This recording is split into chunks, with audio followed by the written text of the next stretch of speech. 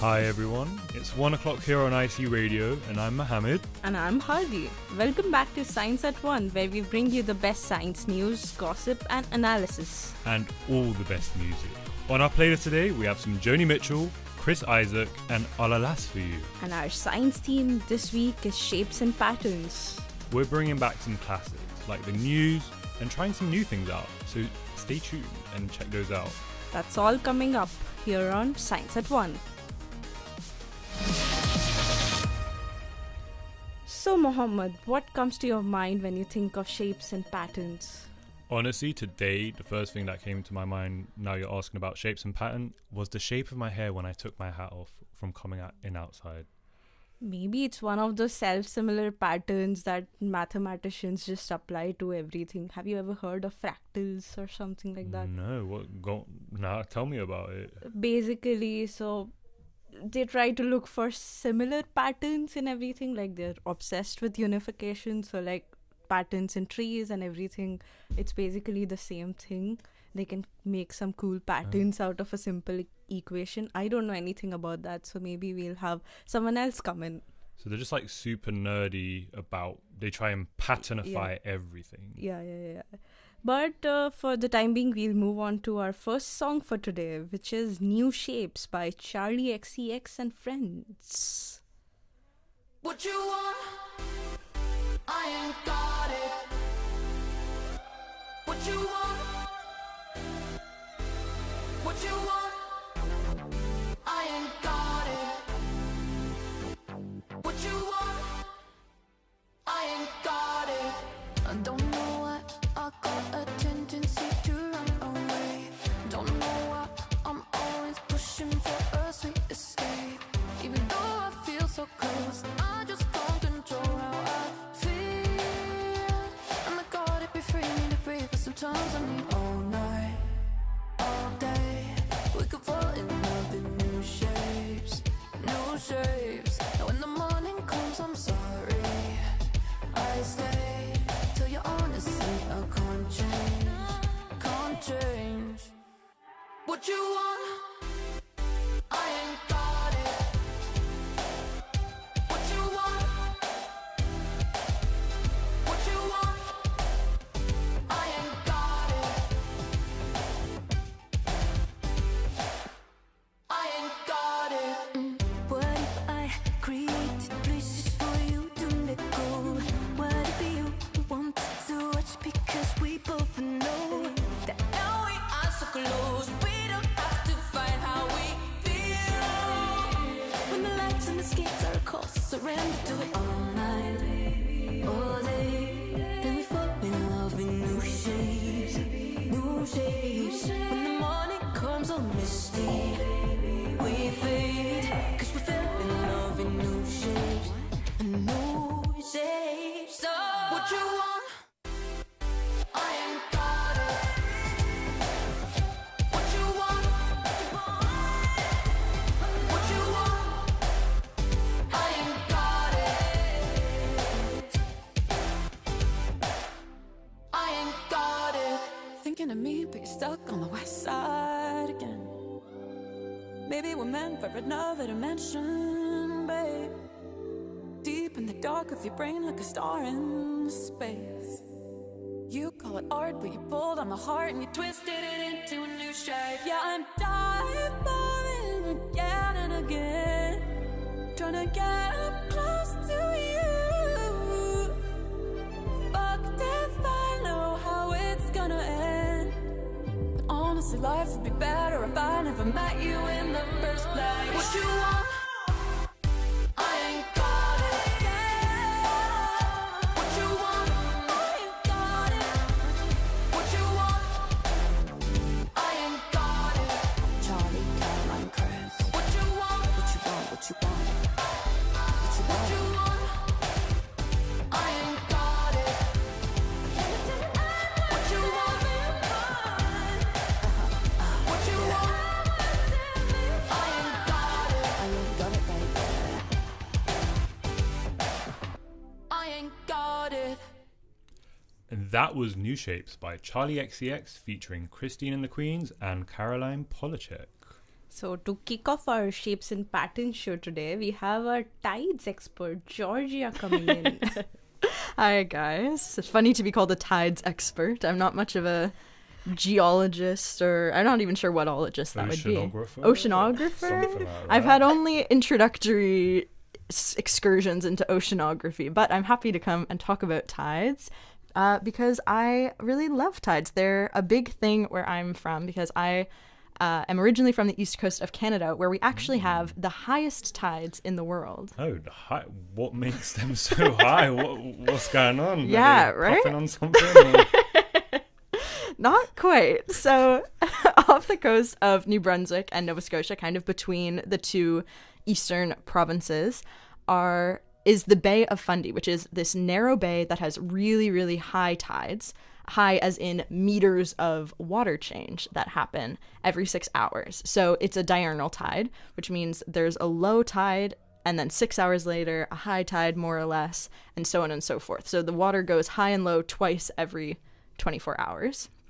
And in the Bay of Fundy, the water level difference between high and low tide is 16 meters. 16 meters. That seems super high. Like that would be around 8 or 9 of me stacked together. Yeah, it's like a 3-story building, more or less, of water that comes in and out of the bay every 6 hours. I can't imagine like the volume of water it takes for it to lift it. Yeah, much it's as well. it's really wild. And like for reference, in the Thames, if you're walking across, sometimes the water's low, it's high. It seems like quite a big difference, but that is actually only less than 8 meter height difference. So less than half of what happens in the Bay of Fundy, even though that's quite big as well. So if we were on the Bay of Fundy, we had the Thames, it would just flood all the time. Yeah, I guess, more or less. If we had tides like that, we'd just be... Yeah, and the reason why there's such high tides is actually a bit to do with the shape of the bay itself.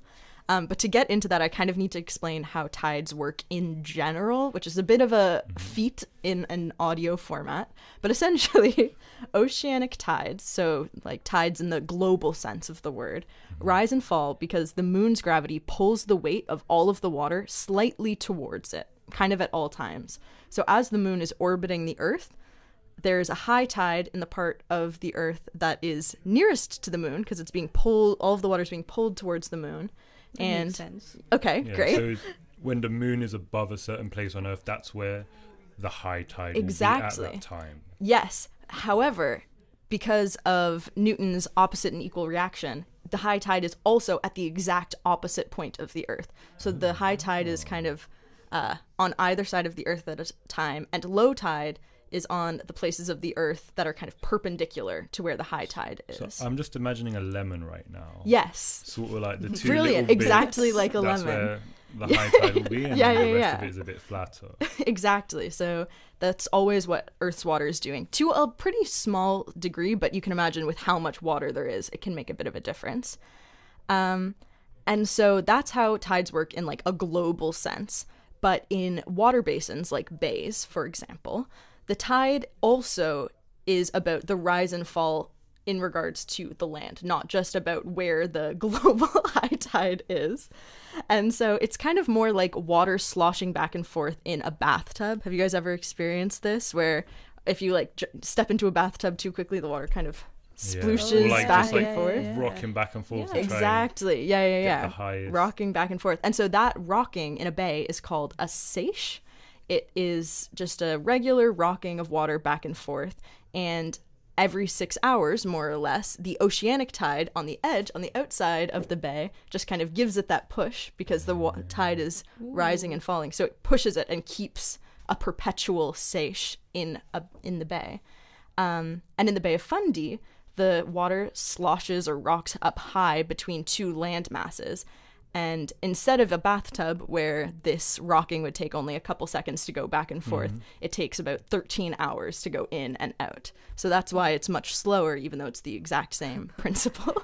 So it's like a double it's like a double whammy kind of. It's Yeah. the moon plus the sloshing because Yeah. of the shape of the bay. Exactly. So that's why you get that really exaggerated tide. Yeah, and the other thing is that there's a resonance pattern in the Bay of Fundy. So resonance patterns, again, kind of a complicated thing to explain, but have you ever been carrying a cup of tea that's maybe a little too full, like up a flight of stairs or something, and there's little ripples, and then all of a sudden it splashes out of your cup? Yeah, I usually always, drink- always. I usually drink the tea before even climbing up the stairs. Oh. So. I'm a bit of a slow tea drinker. That's Nah, I'm super clumsy. I've had that too many. yeah. Wait, so So if it- there's like little ripples on the cup of tea, right, as you're stepping. As you're sort of thing. stepping. Okay. Yeah. and then sometimes the angles of the ripples hit just the right place. It's called resonance, where instead of canceling each other out, like rippling and flattening, they ripple and build on each other to create like a Okay. big splash. Ah, that Right, makes yeah, sense I get what you're now. saying. Yeah, so this is also what happens in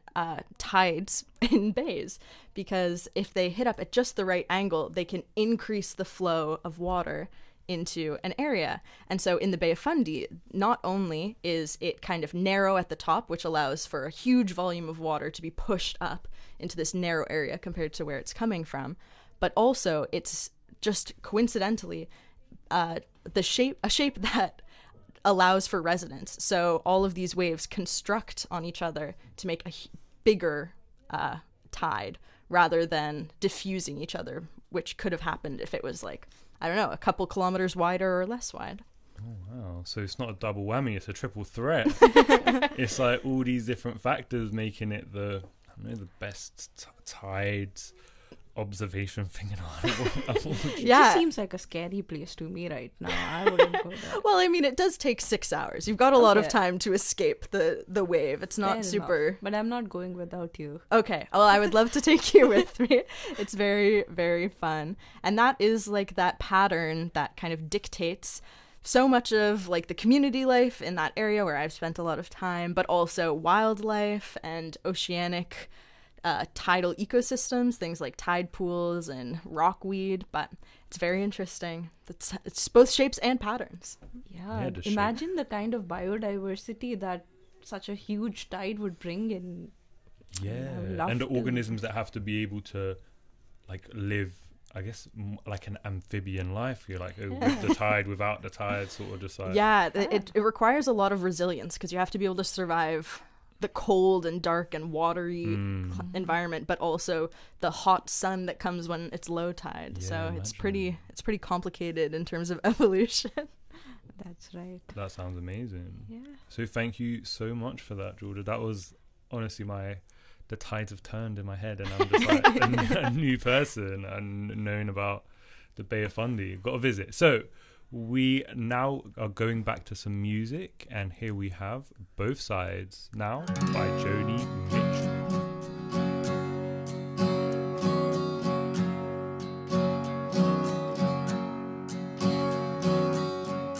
Rows and flows of angel hair and ice cream castles in the air and feather canyons everywhere.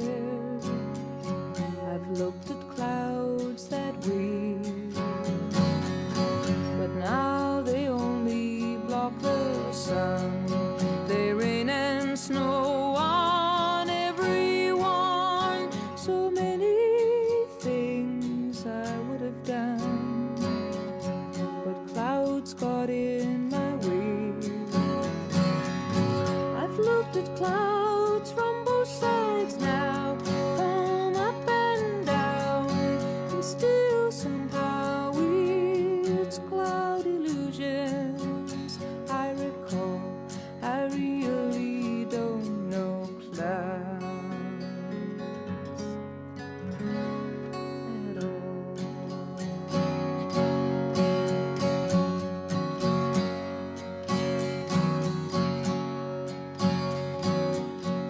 Moons and Junes and Ferris wheels, the dizzy dancing way you feel as if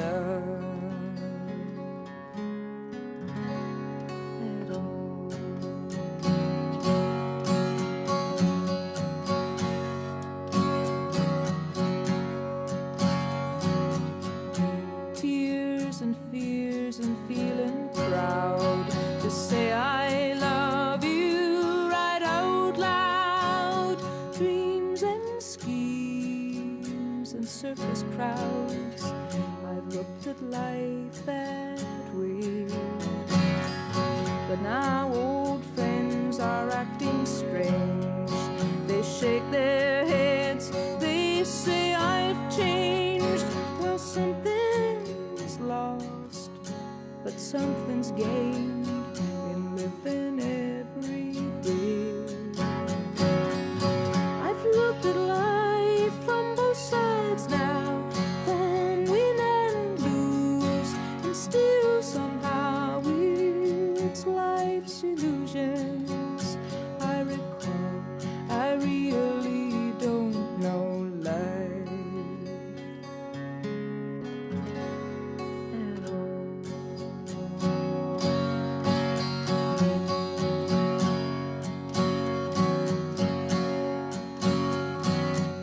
I've looked at life from both sides now, from up and down, and still somehow it's life's illusions I recall. I really don't know life at all.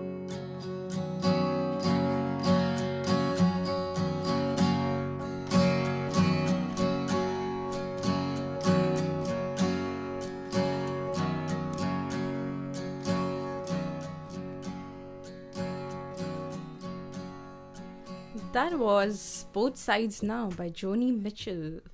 So now we have another guest in the studio. Lottie is here to talk to us about why honeycombs, cells and hives are the wonderful shape they are. So Lottie, tell us, why are bees obsessed with these shapes? Absolutely. Well, it actually is a story that goes way back. The question of why the honeycomb cells in beehives are hexagonal has been intriguing mathematicians for thousands and thousands of years. I love some history. Yeah. Me too. It's a nice mix of maths and history and philosophy, which is nice. And the mystery of why bees have chosen these shapes has actually only been solved relatively recently, which is quite exciting to think, such a piece of natural history has been unsolved for so long. It's been like a question mark on everyone's mind. Like, Yeah. Like, do the bees know that they're, choosing this really efficient shape? Is it all just, maybe the bees are more clever than us? Anyway, I'm getting sidetracked. But it all started with an early philosopher called Marcus Terentius Varro, I think is how you pronounce his name. Quite a handful. Yeah. And he was a very cool philosopher, and he thought that hexagons were the polygon with the smallest perimeter, and therefore making them the most compact. And that would mean they were the most economic choice. But he had no proof. This was just his theory. Doesn't it depend on how? You mean for like, I don't know, shapes of all the same area, maybe? I don't Yeah, know. he thought that they were the most efficient shape for the bee, but he obviously had no proof. It was just his theory. And it became known in philosophy. It was quite famous, his theory. Ooh. And it became known as the honeybee conjecture. And then it was obviously obsessed over by mathematicians for generations and generations, but no one had worked it out exactly why they chose the hexagon, the bees. Darwin even got involved, so it was big. He was obviously a big name, and he said, the bees that wasted the least honey were the most successful. Okay. So why is it important that the bees don't waste honey? Like, can't they just make some more? I mean, obviously, if there's plants around with the nectar, they can always make more, I guess. Yeah, no, it's exactly. I mean, it's a really important thing for the bee to be efficient with the honey, because a bee must eat 8 ounces, which I've converted into grams because my brain doesn't work in ounces. same. Yeah, we're all metric babes here. So that's around 230 grams. Okay. So to produce a single, so you need to eat 230 grams of honey to produce 30 grams of honey. That's why. To produce 30 grams of wax. There we go. Okay. Get my honey, my wax muddled up. What do they use? Because I know about wax, but yeah, what do they even use wax for? Wax is for the structure of the honeycomb. So any technique to, be more efficient, reduce the amount of wax needed, would save them a lot of energy because they wouldn't have to eat as much honey, which involves having to find the honey to eat the honey. So it all comes down, if you want a more efficient hive, you need to be able to, be more efficient That with. makes sense. Yeah. So what is the outer structure, like the hexagonal structure, then made of the wax, and then they fill the wells of this hexagonal shape with the honey. So if they wanna, that makes so much sense. So maybe Marcus long name was onto something.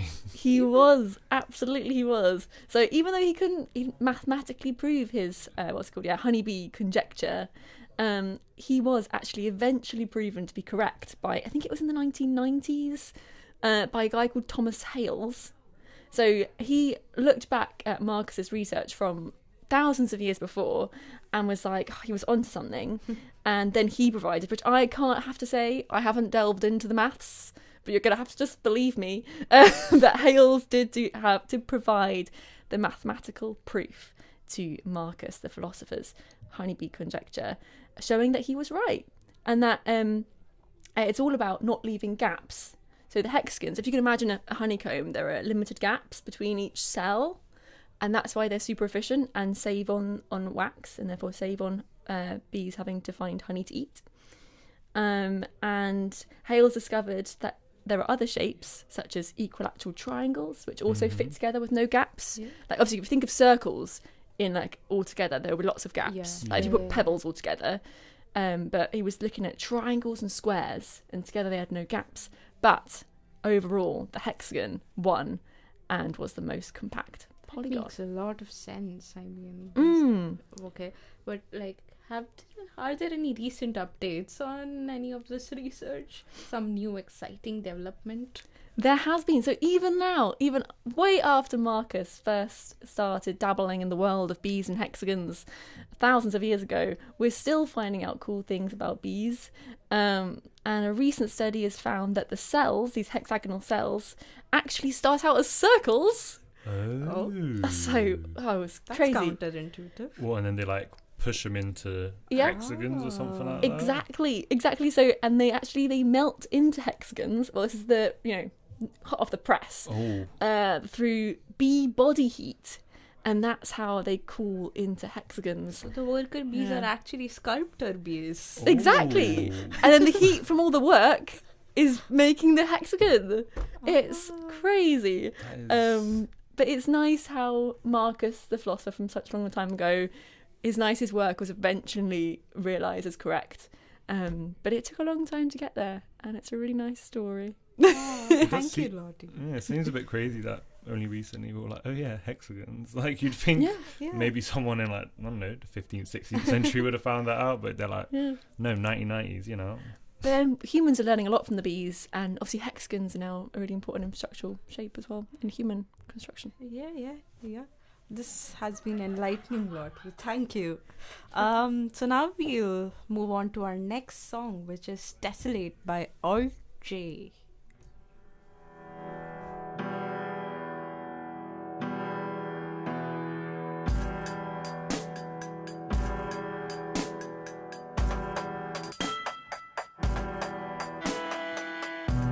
By chunks out of me, you're a shark and I'm swimming. My heart still thumps as I bleed, and all your friends come sniffing. Triangles are my favorite shape. 3 points where 2 lines meet, toe to toe, back to back. Let's go, my love. It's very late till morning comes. Let's desolate.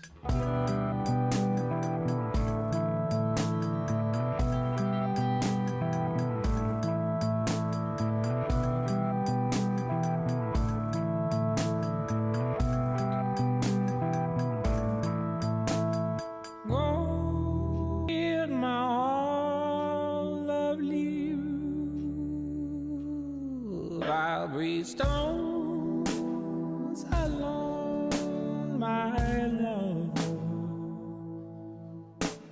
and give alone my heart. 3 guns and 1 goes off. One's empty, one's not quick enough. 1 burn, 1 red, 1 ring. Centigrades while the candles spin.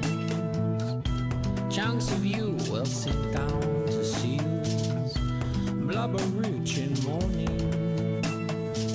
I'll mash you up, yes, I know it's a lot of a way, but it's fair to say you will still haunt me. Triangles are my favorite shape. 3 points where 2 lines meet. Toe to toe, back to back, let's go, my love. It's very late till morning comes. Let's desolate.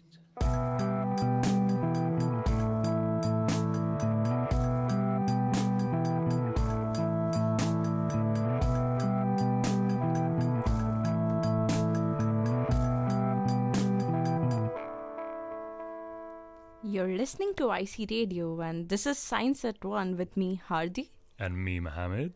Still to come, we have Lottie coming back with some news and a story about diatoms by Sydney. And don't forget to get in touch with us. You can email us via science1, which is the words science, SCIENCEONE, and then the number 9 at gmail.com. So once again, science1 in words, 9 at gmail.com. And we're just gonna have a look at any sort of YouTube comments that we may have. We have some comments by Madeline, who says it's her favorite show. Thank you, Madeline. Thank you very much. I love that it's your favourite show. And we got one from Georgia, who loves the bees. And I think we you know what's crazy? We were speaking about the history, and like people have been obsessed with bees for like millennia. Yeah. Yeah. They're so cool, aren't they? They're just like we're relevant up until this day. But I was gonna ask you, Hardy, you see how bees have their favourite hexagonal shape? Do you have a favourite shape? I think I'll go with fractal still. Or just like I just find those patterns really hypnotizing, really psychedelic. So what do they look like? Could you describe it? Or I think it'll be much more fun to be looking at it. It's a very simple equation, but I'm sure we'll hear more about it later in the session. But until then, we are getting back into the music with a very pop song, Shape of You by Ed Sheeran.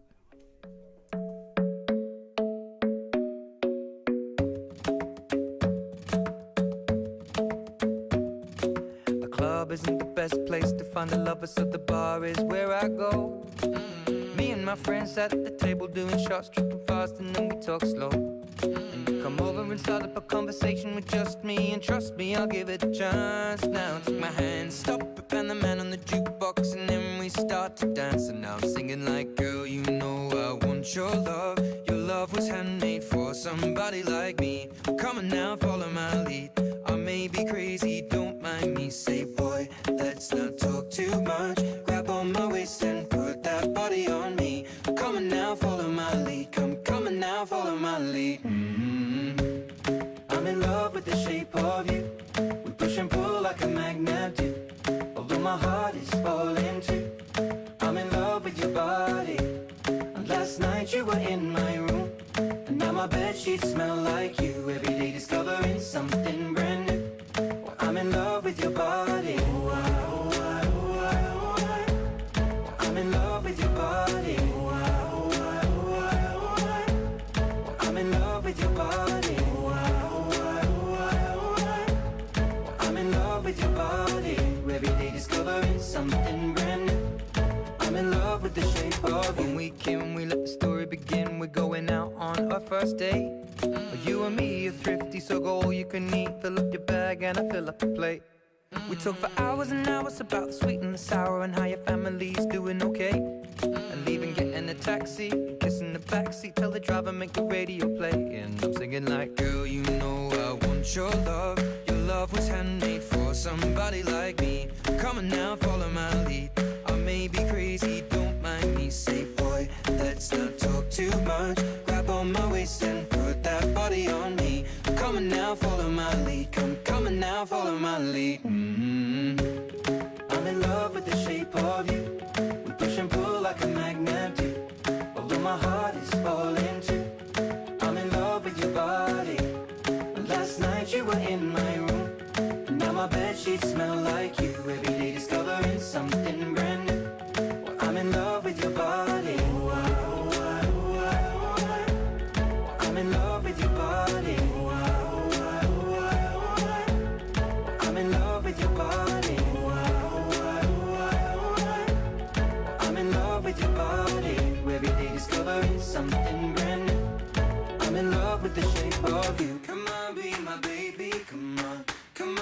my baby, come on. Come on, be my baby, come on. Come on, be my baby, come on. Come on, be my baby, come on. Come on, be my baby, come on. Come on, be my baby, come on. Come on, be my baby, come on. I'm in love with the shape of you. We push and pull like a magnet do. Although my heart is falling too. I'm in love with your body. Last night you were in my room. Now my bedsheets smell like you. Every day discovering something brand new. I'm in love with your body. Come on, be my baby. Come on, come on, be I'm in love with your body. Come on, be my baby. Come on, come on, be I'm in love with your body. Come on, be my baby. Come on, come on, be I'm in love with your body. Every day discovering something brand new. I'm in love with the shape of you. And that was Shape of You by Ed Sheeran, which did interpolate TLC. I just want to let everyone know. So we are back with our favourite news correspondent and resident bee expert, Lottie. So Lottie, what has been going on in the world lately? Absolutely. Well, that was a very nice introduction. I'll take that. So away from the world of bees, I've been looking into sort of 3 news stories in the world of science that I'm going to sort of quickly run through. So one that really intrigued me and very on brand with this week's theme is that so Google's AI system, which is called Alpha Geometry 2 or AG2 for short, has been found to be more successful than a human gold medalist competitor in the International Mathematical Olympiad. Wow. Okay. So yeah, Less math to solve for us. Yeah. I don't mind. this was my thinking as well. I was like, should I be scared or should I be like, great? Yeah, like doing maths equations. Yeah. I mean, a little bit more in depth into the story. So the AI system, AG2, solved 84% of the maths problems compared to their human competitor, who solved 81.8%. So, I mean, they're still doing really well, the humans, Yeah, I not would that say. much better, the AI. No. And I mean, it is the Maths Olympiad. I don't know how sorry, I'm just going to be... anyways. But no, they did still struggle, though. The AI did struggle on some things. So struggled on 3D geometry and infinite solutions. So, I mean, not taken over completely yet. But Yeah, that's fine. I am fine with AI solving maths. I don't care. yeah. Yeah, that's what I was going to say. I'm like, good for Google. So my next news story is slightly, I mean, still similar, and still very much on theme with this week's sort of geometry and shapes theme, is that physicists have captured images of a fractal butterfly pattern, and it's beautiful. I'm looking at the photo. I was looking at the photo earlier, and it's amazing. So it's basically created as an intricate pattern created when electrons in a magnetic field interact with light, and that creates this complex, beautiful pattern. Wow. And it's really cool, and it's using imaging techniques to see this fractal structure. And it's really making me think of sort of science and art and sort of that interaction. I'd really like to look it up. Yeah. Sounds Hardy with the beautiful. fractals. Yeah. Right up your alley. Yes. Really cool. I mean, I know it's not really working over radio, but definitely worth a little Google to see those beautiful patterns. And then my last story, which is big segue to sort of physics and maths, but technofossils. And this, I'm thinking it's sort of linking to shapes as well, I suppose. But these are artifacts from sort of our current civilization, which I'm calling the technological civilization. And it's saying how these different objects from this time period are going to persist for millions of years, and they're going to be sort of fossilized. And this means like plastic bags, I'm thinking fast fashion, so like synthetic clothing, and chicken bones, as well as concrete structures.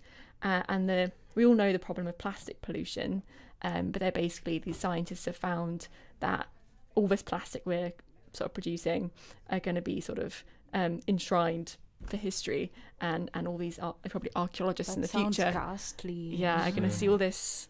Just it's going to be she and chic. Like, Yeah.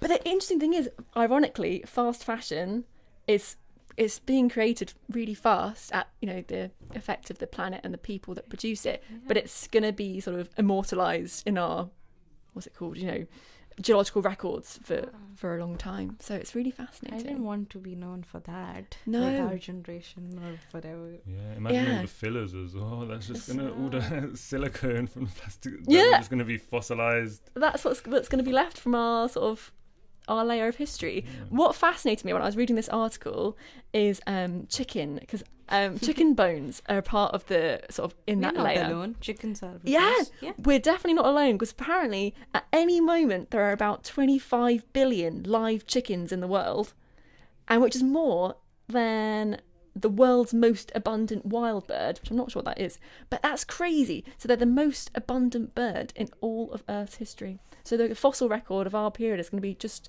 littered with chicken bones. Keeping Okay. dinosaurs alive. Exactly. Who needs dinosaurs when you've got chicken bones But to find? Well, thanks for the news, Lottie. We'll now be back to the music with Star by Alilas.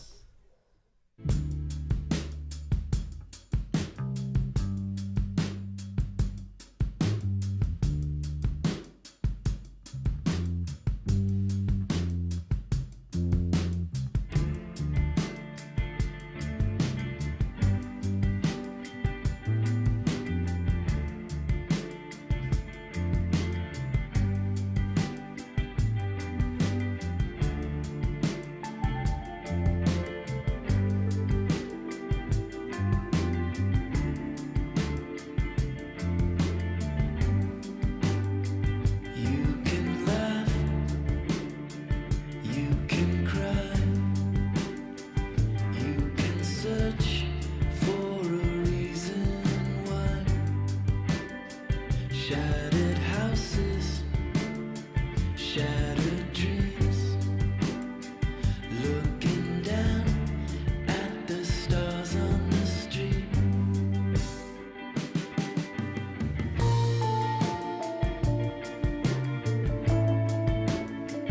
Don't let it go.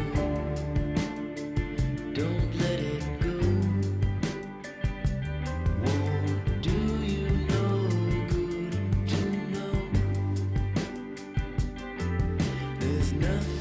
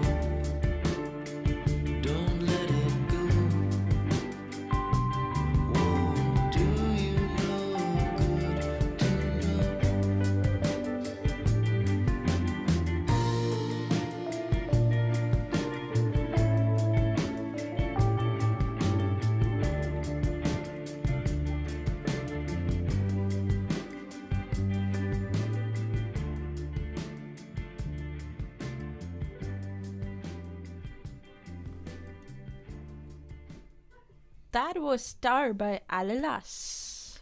So Hardy, would you believe me if I told you there's a creature covered in intricate mosaics, but they are so small that you need a microscope to see them? Wait, are you talking about diatoms? Yes. And apparently they've been a fascination of not only marine biologists but also mathematicians.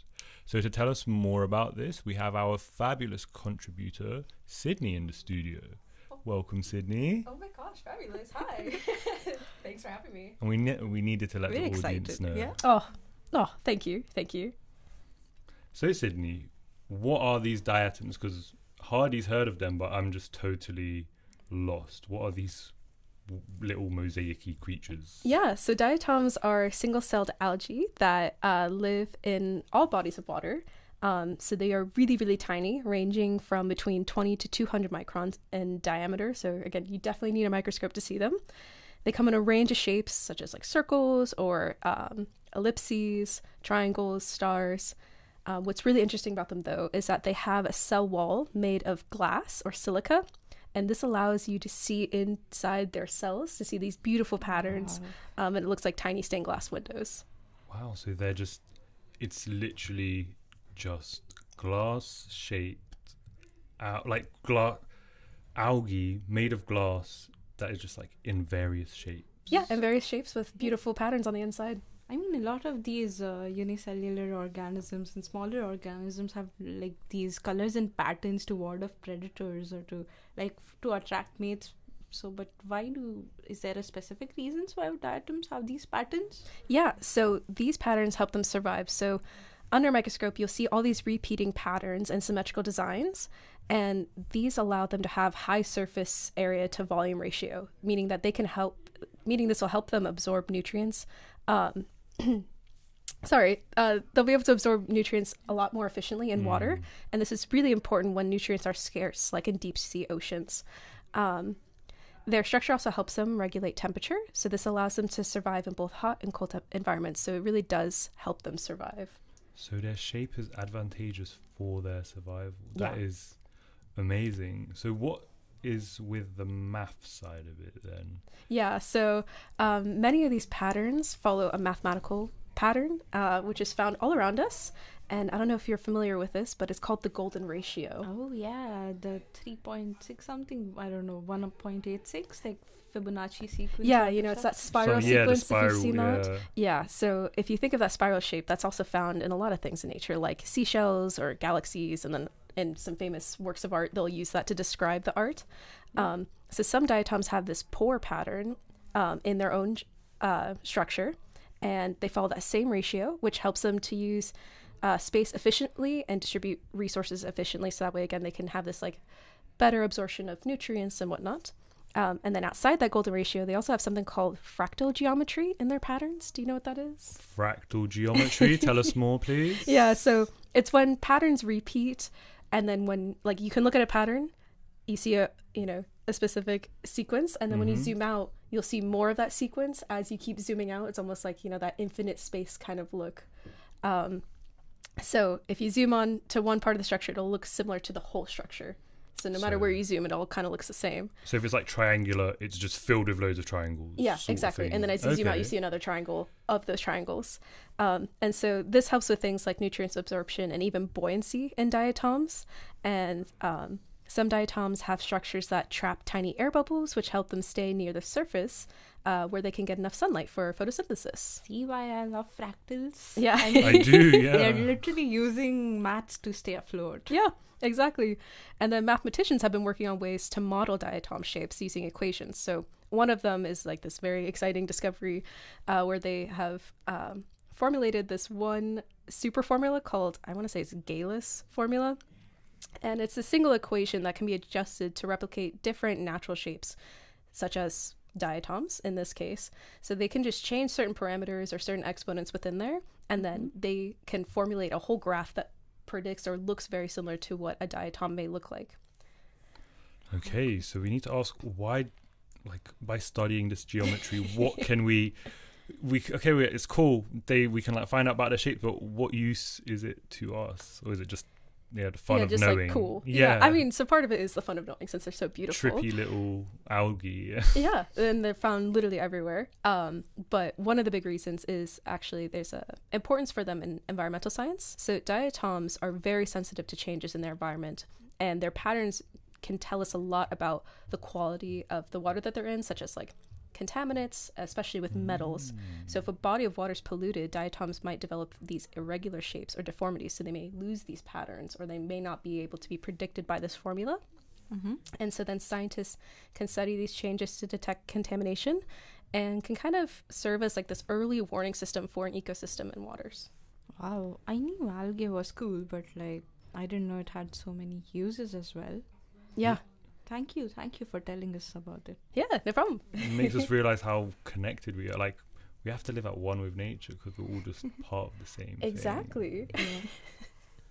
All right, so now we're going to go back to music, and we have What a Wonderful World by Sam Cooke.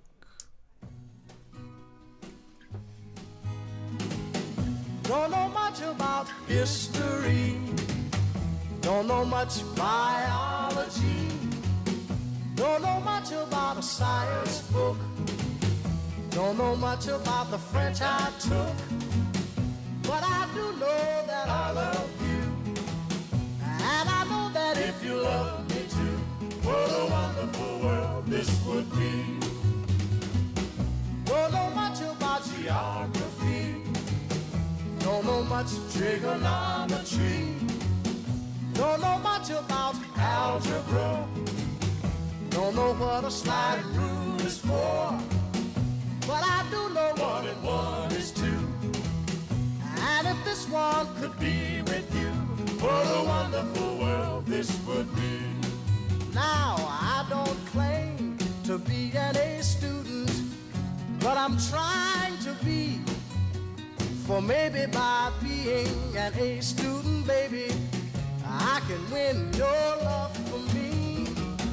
Don't know much about history, don't know much biology, don't know much about a science book, don't know much about the French I took, but I do know that I love you, and I know that if you love me too, what a wonderful world this would be. La ta ta ta ta ta ta. History. Biology. Well, la ta ta ta ta ta ta ta. Science book. French I took. Yeah, but I do know that I love you, and I know that if you love me too, what a wonderful world this would be. And that was What a Wonderful World by Sam Cooke. And hopefully, if he was able to listen to our show, he'd find out a bit more about geometry. So, right and now we have our quiz master back. Tiernan, it's always wonderful to have you. But, oh my God, but I'm such an scared what introduction. you have for us it. today. This is a nice little game that I thought up of. It's called Pokemon or Polygon. Okay. Wow. Yeah, so I thought I was going to blend the idea of ships and Pokemon together because I'm kind of on my Pokemon hyperfixation at the minute. Yeah, so. we have Lottie also Yes. in the studio with us because we need some help. I don't think I can take the game. It's all good. Does everyone here know what Pokemon is to begin with? Yeah. As in having I an just idea. found out that they are pocket monsters. Yes. I never knew this. Yeah, originally they were translated as Pokemon My mind monsters, is blown. Yeah, it's great. But yeah, they're little monster guys that you use to battle. So I'm going to say a few names, and the names will either be names of Pokemon or they will be names of shapes. Mm-hmm. And it is up to you guys to try and decide if it is a Pokemon or a shape. And it is a little bit more difficult than you might think. So I think... When I'm expecting a challenge, yeah, it's all good. Okay, we'll start with the first one. So the first one is Lemniscate. Lemniscate. Oh, it's nice. I think that's a... I know this one actually. Okay. But I'll let Mohammed and Lottie try. Okay, Hardi, so Hardi you're like, knows this you know one, so don't much you? about show. God, I'm just so taken aback. It doesn't sound like a shape. It don't sound like a Pokemon though. Oh. What do we think? I might go Pokemon. Okay. I'm going shape. Okay, so we have one Pokemon, one shape. Hardy, what are you deciding? I know the answer. Oh, you know the answer. Should I, Okay, should then- I reveal Yeah, it? you could. Yeah, you can. You can say it. You can say it. Isn't Lemniscate the infinity shape? It is indeed. Oh, no. It is Yes. indeed. So Lemniscate is the mathematical name for the figure 8 shape. So the It's my infinity symbol. favorite. It's my second favorite shape. Second favorite. Oh, what's your favorite shape? The first one was fractal. Oh, yeah, of course. Nice. Yeah. Love it. I love it. Awesome. Well, very well done. We Oh. had 2 points there. Yes. Sorry, Lottie. It wasn't a Pokemon. Right. The next one. This is Porygon. Oh, Porygon. Has to be- Porygon. Oh, Porygon. that's if Where's it's a Porygon? Pokemon, it's What a is a horrible Porygon? name. What is a Porygon? I'm going with a Pokemon. Oh, Can't lie. Okay. Pokemon. Right. Hardy. I think it's a Pokemon. You as think it's a well. It Pokemon? doesn't seem like a Lottie, shape. what do you think? I'm gonna just, break free from the group here. I'm gonna say it's a Polygon You're because gonna it say sounds like a Polygon. Porygon. Yeah. So you're Also gonna say red it's a shape. herring. Yeah. Yeah. It's a Okay. shape. Well, it was in fact a Pokemon. Oh. Oh. Yeah. Sorry, Lottie. So, What does it look like? A Porygon, it is a Gen 1 sort of like original Pokemon from like the first games. Mhm. It's a normal type. It is pink and blue, and it has loads of like angular edges on its body. It's a completely artificial Pokemon. So in like the Pokemon universe, it was like man-made.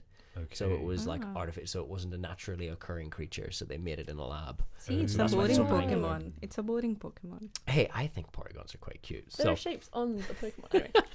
okay, right. The next one, if you guys can get this one, what is a Balbus? Bulbous. A Balbus. I know Bulbasaur is a Pokemon. Yeah, a Right. Bulbasaur is definitely a Pokemon. Yeah. I'm going with shape then. It sounds like bulbous. It's probably like some sort of round. Yeah, it's Oh. like a Blobby bean, shape. bean shape sort of Bean vibes. shape. Yeah. Like that Chicago bean. The Chicago bean. Okay. I don't know. Probably a shape. Yeah. I don't know. Okay. So we have shape from Hardy. I'm going with shape, Shape like from a Mohamed. cloud-looking Lottie? shape or something Lottie, like what are we that. going for? I should say shape because they are saying shape, but Yeah. I want to say Pokemon. Your track record, though. There we go. Okay, so you want to go for Pokemon or you want to go for shape? Final answer. I'm going Pokemon. Pokemon. Balbus is a shape. Oh no. Oh, it's okay, Lottie. Well, So could you a describe it? Balbus is a shape that looks like the capital letter H. What? Yeah, that's what a Balbus is. It's like if you see like on the sides of buildings, there's like a, I think it's like a, in the UK here at least, there's like a H sign on like a yellow background, Yeah. and that's a Balbus is what they call it. That's a bad name. Yeah, you guys are smashing it. Hardy Well, and Yeah. Mohamed, you guys are doing right. Right, the next one, Triquetra. Okay. What is a Triquetra? Is it a Pokemon? It it sounds a like a shape? Pokemon. Sounds like a drag queen to me, but I'll go with Pokemon as well. Miss Quetra, yeah. No, Triquetra. Triquetra, yeah. Or like a Mortal Kombat character, like one of them. I pretty know, cool. but anyway, I like sorry. Triquetra. I'm going for Pokemon. It sounds like Pokemon. a character. Triquetra of Pokemon. Hardy? I think it's a Pokemon. Pokemon. Okay, Lottie. it has to be a Pokemon then. Like one with 3 horns. It's a or shape. something. No. Oh, Lottie, you're going. My speed zero. broke. Oh no. Fair enough. A Triquetra. It's a symmetrical triangular shape, and it's made of 3 interlinked arcs. Have you guys ever heard of a Trinity knot? Yes. It's like a Celtic symbol. Yeah. So it represents in like originally paganism. It was the 3 points. It was sort of interlinked and changed for Christianity. It was for the Father, the Son, and the Holy Ghost. And then it was used. It was adapted from paganism into Christianity in Ireland specifically. So it's like a 3. yeah. sort of- So it's like 3. Imagine like Knots. imagine beans of rice, Yeah. and they kind of just interlink in the middle. Oh, is it like kind of Venn diagrammy, but Yeah, except yeah. with those sort of It waves over through each other. Wow. that kind of quintessential Celtic site. And is there usually like a circle around all of it? Yeah. Yeah. Yeah, exactly. Yeah. Okay, you're and dead that's right. the Triquetra. Triquetra. Yes, it's I'm a big fan. Now, this one, I think. You know what you you might should get do? Lottie this. answer first. Yeah, So yeah, we yeah, don't yeah. influence Yeah, you. yeah, that's a good idea. That's a good idea. And go with your gut. This is I'll try. Cinchino. What is a Cinchino? Cinchino. You guys need to say your thought process. Cinchino. at least. No. What's I'm your just thought waiting for you. process? Go on. What's your Okay, thought process? well, it doesn't sound very shapy. Okay. Yeah, it sounds like a cute Wait, can you say it Pokemon. again? Cinchino. Oh, it's quite nice, isn't it? Sounds Italian. Yeah, it does. Wow, this is. I Some want to say. cinched. I feel it's a shape. Give your Okay. body some Okay. shape. with Mohammed the thinks it's a cinching, shape, yeah. Lottie. What do we think? What do you think, Hardy? It sounds like a cute Pokemon. It does sound cute. Cinchino. Okay, what are we going Is it for? not writing? It's the last one. Cinchino. This is Maybe no, it's we've a got another one after this. We've got Okay, another one alright, after this. let's fresh it now. I Okay. think I'm going with Pokemon. Pokemon. Okay, I'm gonna go Pokemon. Lottie's going Pokemon. Shape. Cinchino is a Pokemon. Yes! Well I got done, one! Lottie. You got your Me. point. Fantastic. It is a normal type Pokemon. It is based on a chinchilla. It is like a sort of chinchilla Okay. design. You're right. It was designed by Atsuko Nishida. Is a graphic artist who's worked on numerous Pokemon designs, and it's got big ears. And we've got one last one. Okay. Gombok. Gombok. Gombok. Pokemon. Yeah, it has to be a Pokemon. Pokemon. For sure. A Gombok is a shape. No! Oh. It's any member of a class of a convex, three-dimensional, and like homogeneous bodies. It's something that has a curved and a flat surface at any one point. So it's sort of like a perfect rolling shape, but it's got like angular. They're really cool. You should look them up. It's hard to describe in words. You kind of have to see them to see them. Gombok. Gomboc. But yes, thank you But I very think much. I won the game, so Yeah. I got one Hardy Yeah, is point. the Hardy. I champion. love that. Awesome stuff. All right, so to finish off, we have The Con by Tegan and Sarah. no, I don't think we have enough time, so I think we are going to It's all good. go off. And but this was a lovely show, wasn't it? So It was a shaky see show, you all on next week's show. yeah. Bye.